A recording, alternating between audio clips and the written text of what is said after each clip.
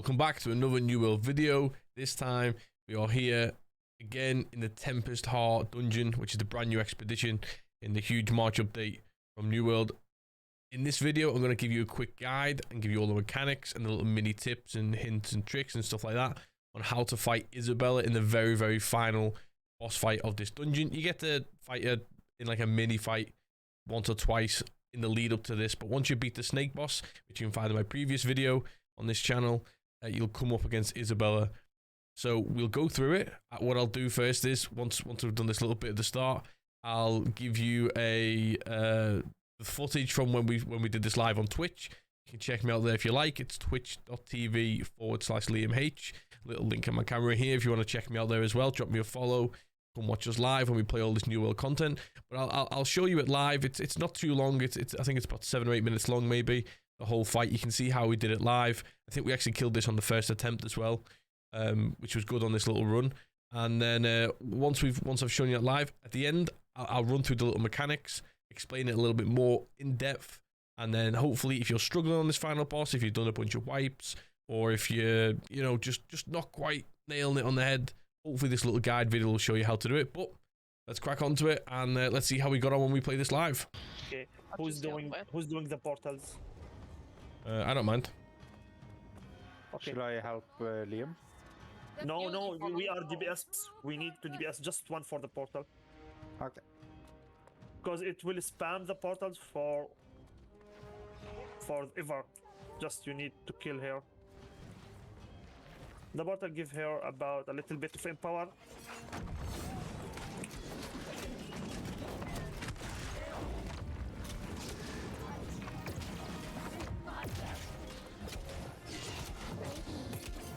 Right, corruption is on now. Oh shit.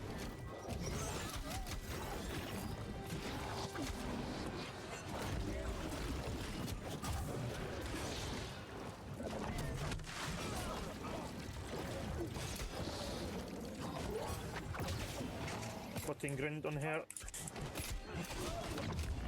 Oh, ooh. Yeah, stand behind her as much as you can. It is tough because she turns around a lot. 200 constitution, what the fuck?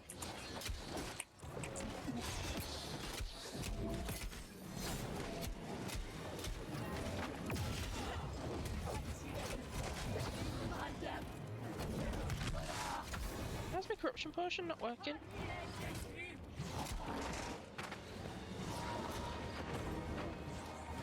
Oh, Get a dodge.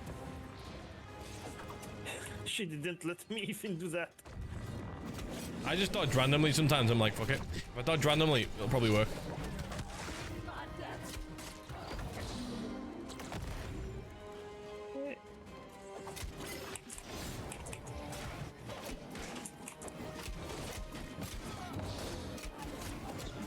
Stay away from the water, watch out.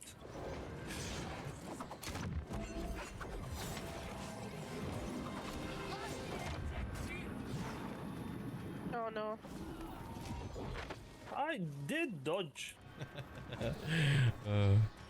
Just somehow pull her out. There we go.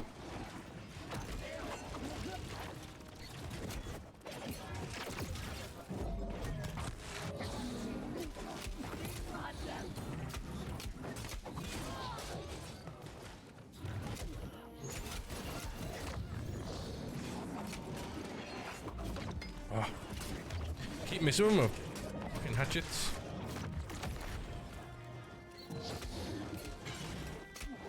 Like some of the noise effects from this, they've actually stole from Lost Ark. How do you know? Because I've heard a couple of Lost Ark streams, and some of the noises she makes just sounds a bit like that. You've Okay, been go unfaithful, away, haven't you? go away. Oh, you'll just have to wait a minute, babe. Wait a minute. Press it quick. You need to wait the storm until end, Liam. Yeah, I'll grab it. Come here, tank, bring it here. Oh, she pushed me. No. Come here. Sorry. I'm down anyway. Somebody else has to get the potion. I'm The going portal. for the portal. I hope I can do it. Shit. Yeah. Please, no, no, no. Ah, shit. No. You get it? I have it. There we go. Another one. Slow that. I'll go again for this one. Yeah, tank- just stay Hey, away. why am I Stay so away. slowed? Remember, yeah, just tank her now, and then the other one, whoever's doing the portal, stand around the other side. DBS here. She hit me through the portal last time, which was annoying. Oh man, stop pressing the buttons, please. Stop it. Oh, watch out, the red water, Anita. I'm on the portal.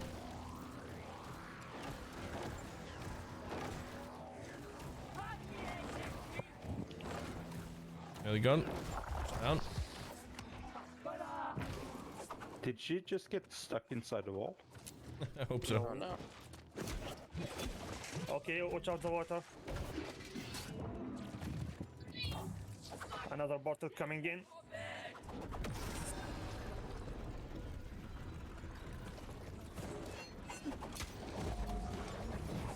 Yeah, DBS with us, Liam now Yep. until the thing is gone. She's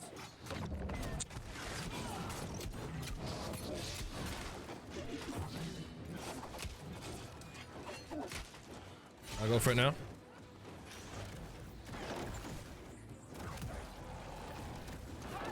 Oh, come on, I dodged that. yeah, watch out there. Okay, I get you, Anita. Goes down.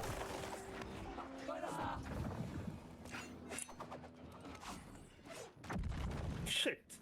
Another one is coming. Watch out, Portal. Come. Don't try to damage her.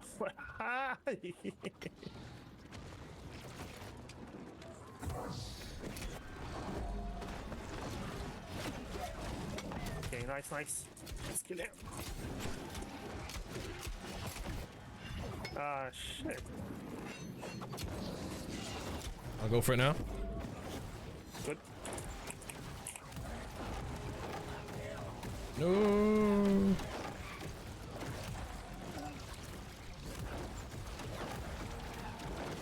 Look. There we go. Okay, we are doing good. Nice down. Another bottle coming. Stay here so we can DBS here.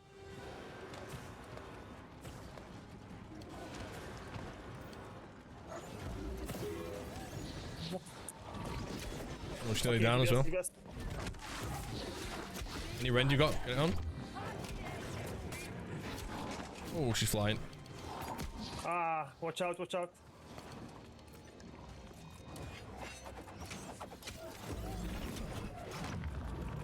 No. You going for DPS now? You go for the pole just in case? I don't know. I'll go for the portal in case.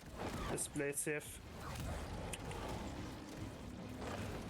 I'm gonna watch the cutscene at the end as well, and anyone on the stream who's not seen it. Pulls down. Nice. One shot. Fuck. Just go away.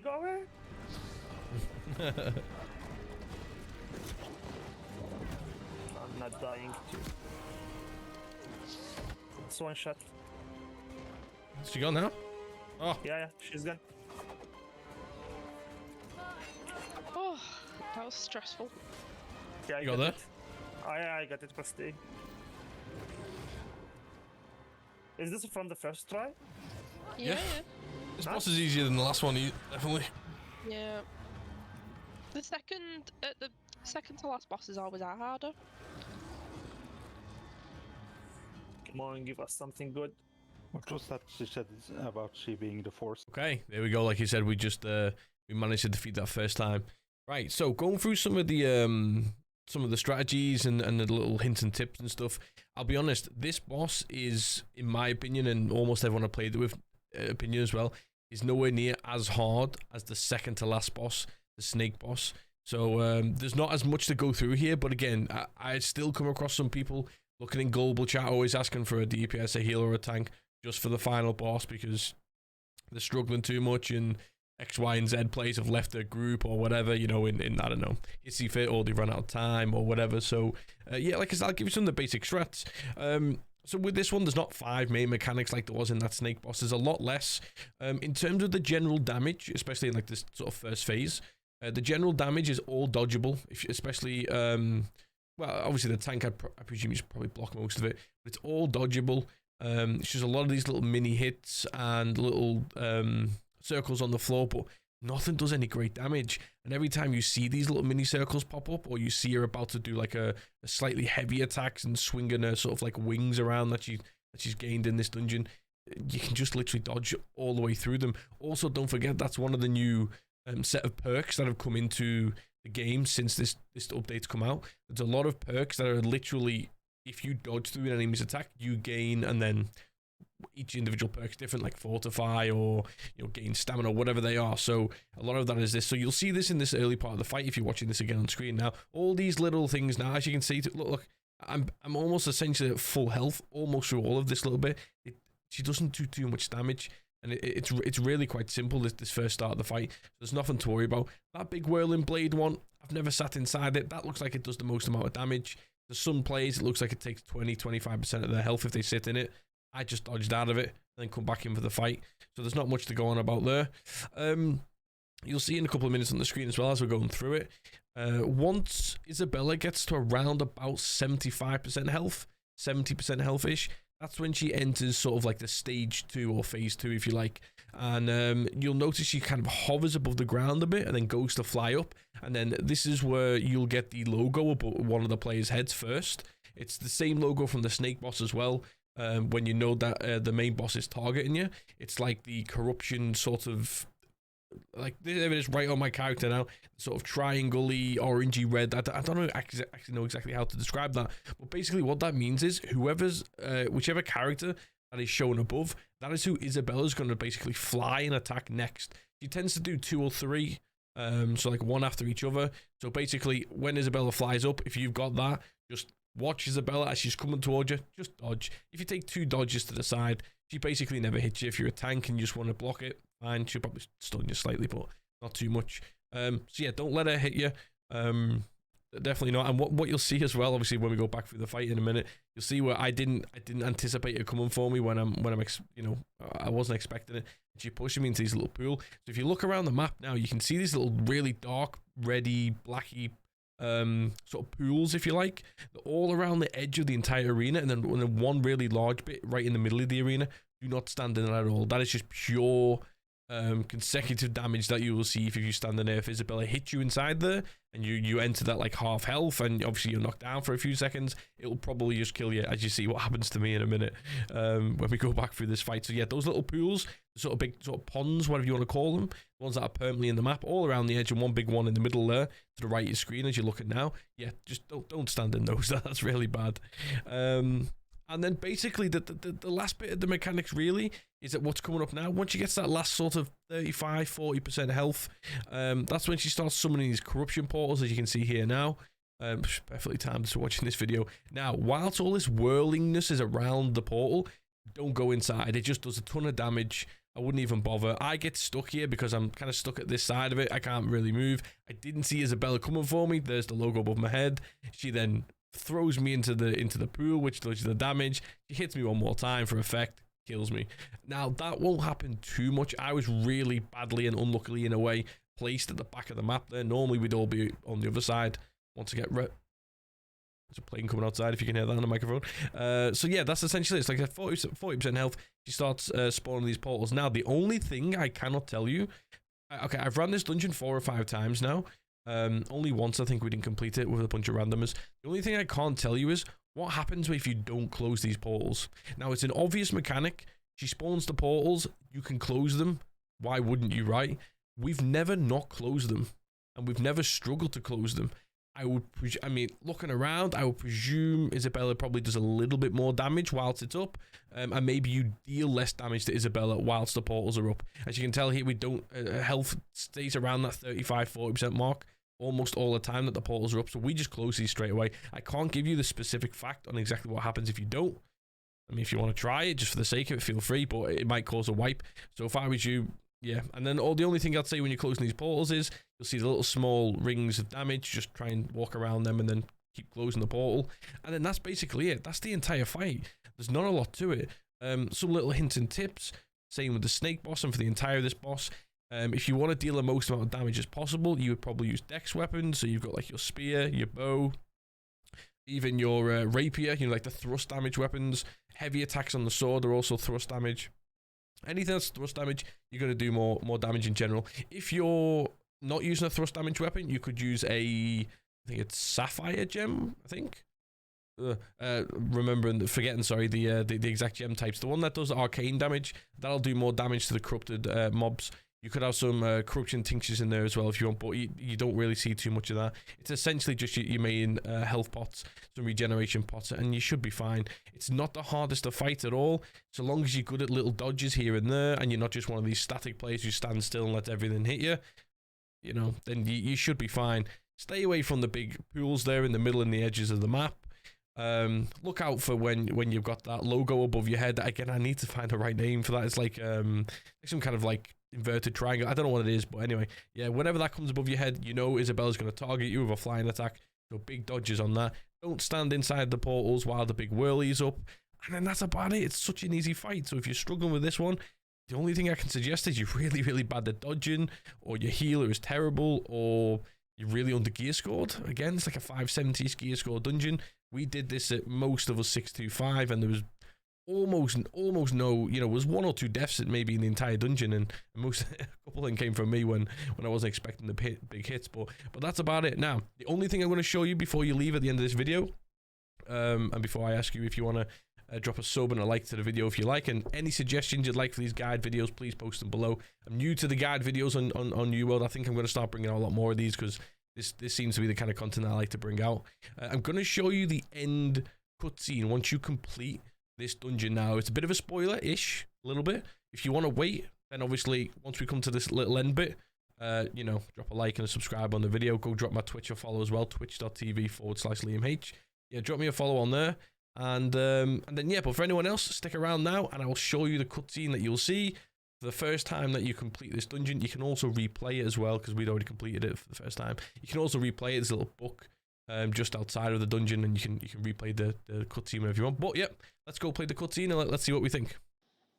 There we go. And so, it came to pass. The heart of the Tempest, Captain Isabella herself, defeated, abandoned by the power for which she traded everything. The Soul Wardens were victorious, pulling Eternum and the world back from the precipice of doom. But at what cost? So many of their numbers corrupted or lost. Their fragile alliance crumbling as the factions fight for dominance. And what of the allies they believe they've gained in the angry Earth? It would be clear soon enough that the vengeful hand of nature would grasp far more than equilibrium. And the void exposed when the surge in corruption abates would become a threat of itself. As the soulless remnants of this conflict rise from the battlefield to find purpose and power in a source as yet unrealized. Yes, the hapless inhabitants of Eternum will soon learn that this chapter may have come to a close, but the real horrors have just begun.